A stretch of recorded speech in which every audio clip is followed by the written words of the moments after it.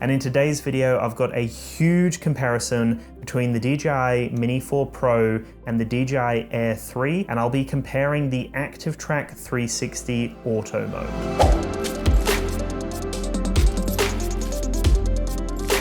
What's going on, beautiful internet family? My name is Dan Davis and I'm the creative director here on DansTube.TV, which is Australia's #1 ranked drone YouTube channel. I'm also the course creator over on the Fearless Drone Academy, which is the ultimate online drone course for beginners. If you do want to become a fearless drone pilot, use the code DANSTUBE to save some money over there. So in this video, I collaborated with Colin. He'll have a separate video on his channel discussing more of his thoughts, so definitely go over there, make sure to subscribe and check out all of the awesome stuff that he's doing. But in my video, I'm going to be talking through my experiences, some of the little things, the little nuances that I noticed, and just to talk through both the Air 3 experience and the Mini 4 Pro experience. They both now have ActiveTrack 360, which was originally available exclusively on the Mini 4 Pro, now on the Air 3, but both of them, the Air 3 and the Mini 4 Pro, now have ActiveTrack 360 Auto. Now the Auto mode is a lot of fun, as the name suggests. It just automatically follows you and kind of does all sorts of different moves to create a dynamic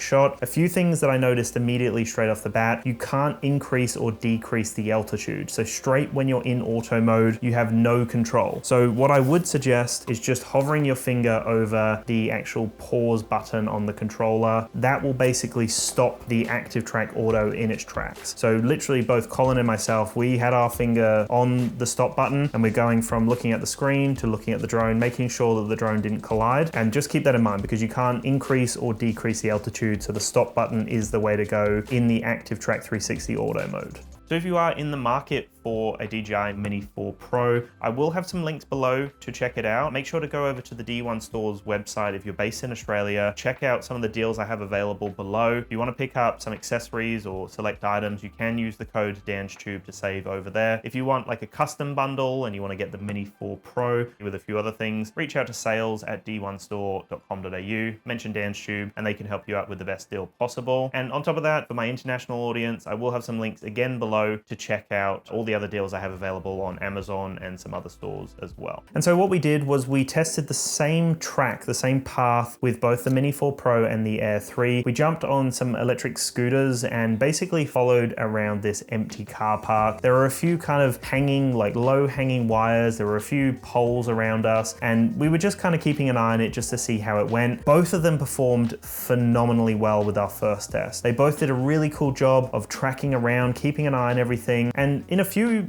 instances, the drones actually flew in front of us, continued to track us, and then flipped around to the back and tracked us from behind, went to the front, tracked us from the front, kind of did helix moves, circle moves, all sorts of really exciting moves. They both performed extremely well. We didn't have to pause them. We didn't have to take control because they didn't have any issues. And it kept up with both scooters. We weren't in the full sports mode, but we were still going pretty fast just to see how they would perform with just a few different obstacles. Both did a great job, and the auto modes really did excel here. It was really cool to see just what the drone was doing because it's obviously just thinking, well, it's not thinking, you know, it's kind of like, all right, so we've got someone from behind, let's change it up, let's do a bit of a circle movement. And then as the person starts to move, it might go, okay, well now let's track it from the front now. I would really be curious how the drones are actually figuring out where to go next and how to go about it. But as you would probably know, the Mini 4 Pro and the Air 3 are the latest drones from DJI. They both have omnidirectional obstacle avoidance. They both have great camera systems on them, and they both performed really well. I thought that for whatever reason, the Air 3 being a larger drone, maybe it was going to fly a little differently, and that's really what I wanted to test. But no, they both flew a similar path and they both did a great job. And then from there, we wanted to see how well the drones would perform with trying to get in the way, actually trying to distract it, trying to get it to focus in on a different subject, because I hadn't really done a test like this. So I thought this would be a really cool way to see if we could trick the drone basically while it's in the active track mode. So we both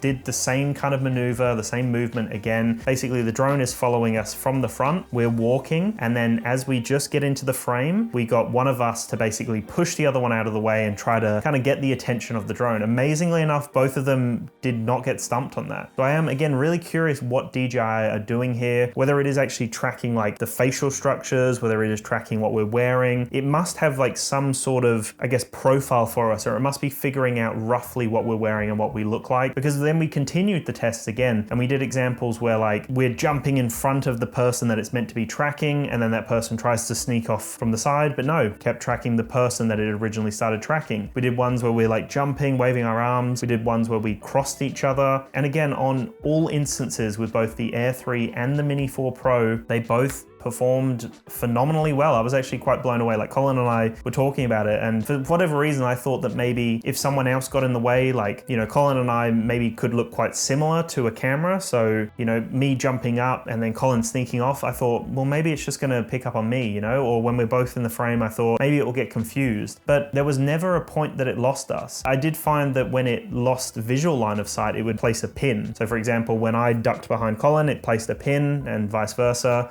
So it just places a pin going, okay, the person's behind there, whatever that object is, but then straight when I moved, it immediately picked up, oh, that's the person I'm tracking, and then just moved. So really impressive stuff here. Never lost a beat, never lost us, and quite impressed with how well both the Air 3 and the Mini 4 Pro performed in the ActiveTrack 360 auto mode. Hi guys, Colin here, and big shout out to Dan for having me over on his channel. We did the comparison against the Air 3 against the DJI Mini 4 Pro with the ActiveTrack 360 auto mode. Now, I tell you, it has been the scariest thing that I have ever done. I never fly my drones in auto. I always manually fly them because I don't know, I've never been able to trust them, or I haven't thought they were that good. But as you can see, that they are absolutely amazing, and they do a wonderful job, especially in that auto mode. It was tracking me, was following me around, it was doing the helix maneuvers, going up to the front, switching around to the back. It was avoiding everything as well, the posts, the power lines that were around us. It did an absolutely amazing job, and I was just like, wow. And I said to Dan, I said, I can't believe that this can do this. This is absolutely amazing. And then when we tested it about me trying to distract it or trying to get it not to track the person that we wanted it to track, it did a marvelous job at that too. As you can see, when I pushed Dan out of the way, it still just stayed on Dan. It didn't try and pick me up, even though I was standing up there waving my arms up and down. It just locked into that person. So